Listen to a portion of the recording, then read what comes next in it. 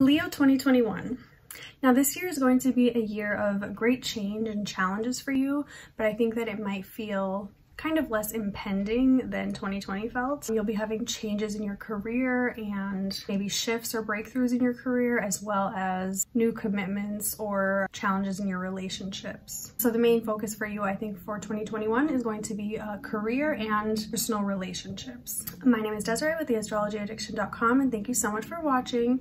Today's video is for Leos for 2021, and it's going to be mainly focused for Leo risings, but you can also listen to this for your sun or your moon sign if you're Leo. And I practice traditional Hellenistic astrology. If you are interested in booking a reading with me, my link is in the description box. Please like this video, subscribe to my channel, and let me know your feedback below for how 2020 has affected you as a Leo and what your goals and plans are for 2021. Now, as I mentioned, a couple of things that are going on for you that really are crucial is the Saturn and Jupiter entering your 7th house of marriage and relationships. This can be intimate marriage partnerships, it can be business partnerships, or just close personal relationships that you have.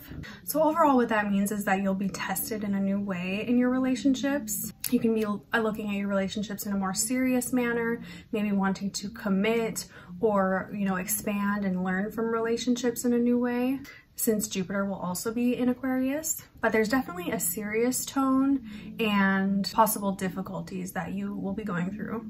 And important dates to keep in mind for when this transit is exact, when you might feel the most tension, is February 17th, June 14th, and then December 24th of 2021. Now for January 2021, we have Mars entering Taurus, which is your 10th house.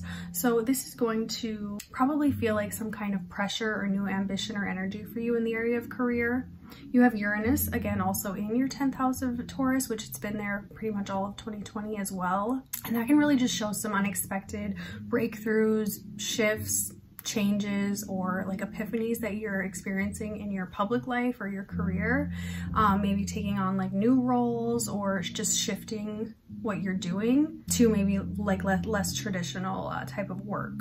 Mars is square to Saturn from your 10th house to your 7th house on January 13th. So this really brings in that tension of a challenge maybe that you're experiencing in your relationship that affects your career or your public life in some way. January 17th, Uranus in Taurus is square to Jupiter, which really intensifies the kind of unexpected learning that you're going to be doing in relationships. I think that 2021 will be a year of really learning and growth in relationships. Since Jupiter is there, Jupiter expands that area of life and brings in new abundance.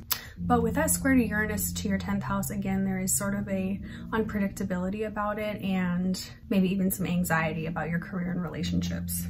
Now Mercury is going retrograde on January 30th, which is in the sign of Aquarius. So there can be some miscommunication for you in the realm of relationships or business partnerships.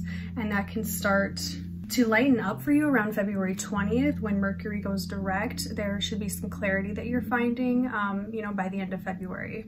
Now we go back to Venus entering Aquarius on February 1st, which is again your 7th house, bringing in some positivity and some connectivity into your area of relationships. So if you're not already in a relationship or a marriage of some sort, there might be someone that comes into your life around that time, piques your interest, and brings in a new level of romance in some way or another.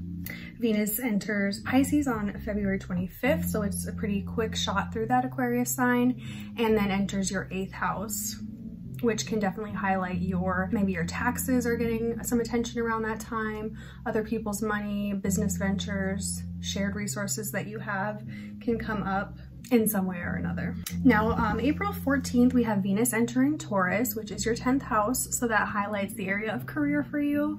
And there can be some positivity, optimism, or growth around your career at that time. I could see maybe prior to that, there being more, challenges, risky things going on and unexpected changes. But I think by mid-April and even through the end of April, when really all of the planets are kind of in that stellium in your 10th house, there will just be kind of a feeling of like new beginnings and new energy around your career and your public image. Whether that's like taking a new job or getting a bonus of some sort, there's a level of abundance there. Now Jupiter's entering Pisces on May 13th. Jupiter will be in Pisces until July 29th, which again is your 8th house. So you could have some possible shifts from focusing more on like that relationship pocket into your finances or into maybe more traumatic things that have gone on for you. But it's a level of like healing. Jupiter brings in lessons and healing and growth. So you can have some themes coming up of maybe lessons in your area of finances or death, taxes, those types of things can start to kind of shine through and gives you a little peek into what 2022 has in store when Jupiter enters Pisces again. Now back to June 14th, we have that exact Saturn and Uranus square again. Saturn's actually retrograde at this point in Aquarius. So this brings in again that further tension that you are experiencing between relationships in your career, which I could see it having something to do with, you know, maybe your goals and your ambitions for your public image, maybe being like held back by a relationship. Since Mars is going to also be in Leo, which is your first house. So there's kind of this kind of physical frustration that you're experiencing, and that sort of stems in a way to your career and your relationships. They're really all tied in. So you're having a lot of activity on your angles this year, and it's a bit, you know, unpleasant, I think, overall. Now, June 26th, Venus enters Leo, which brings in a little bit more positivity, connectivity. Maybe you're starting to feel more self-confident, more able to make these choices and maybe set boundaries for yourself. Again, I think relating to your relationships and your career in some way. But Venus entering your first house, you can feel like you're ready for a makeover, ready for kind of a new image, you know, to start fresh in some way, maybe even like a new health routine. Now, July 23rd, we have a full moon in Aquarius, again, your 7th house. So there is an epiphany or sort of a cleansing energy that you're experiencing within regards to relationships. And this is obviously opposite to the sun that's going to be in Leo in your first house. So I think it might be like a breakup or a kind of new start in relationships that stems from kind of a self-confidence that you're starting to get. Now on September 4th, we have Mercury in Libra trine to Saturn in Aquarius, which is your 3rd house to your 7th house. So there's a new lesson or growth or information coming in that relates to your relationships, business partnerships, marriage partnerships, and probably some clarity at that time. On September 7th, Venus also trines Jupiter in Aquarius, and that can bring in some connectivity, possibly between maybe meeting someone new in your neighborhood or through a sibling that becomes or can become a new relationship for you. Maybe even someone you meet that can be a teacher for you, someone you can learn from. But I think that beginning of September is starting to be more of a positive vibe and positive experience for you as far as those relationships are going. Now, October is a bit challenging, the end of the month, especially when Mars and the Sun enter your 4th house of home and family life. You can experience some volatility or breakups or maybe a big move going on for you in your home life, possibly a fight or a disagreement that really makes you kind of take action to change your home situation in some way. November 2021, Mars will be in that sign of Scorpio, applying to that square to Saturn in your 7th house. So really draws in even further tension, anger, aggression between your home life and your personal relationships in some way. Possible, you know, disagreements, ugly words, and, you know, fights as well, just disagreements. Mercury is also going to be in Scorpio, so this brings in, you know, information possibly, or nasty words, you know, just things that are unpleasant that can affect you in your home in some way and your relationships. Now, December 24th is that last exact square from Saturn to Uranus.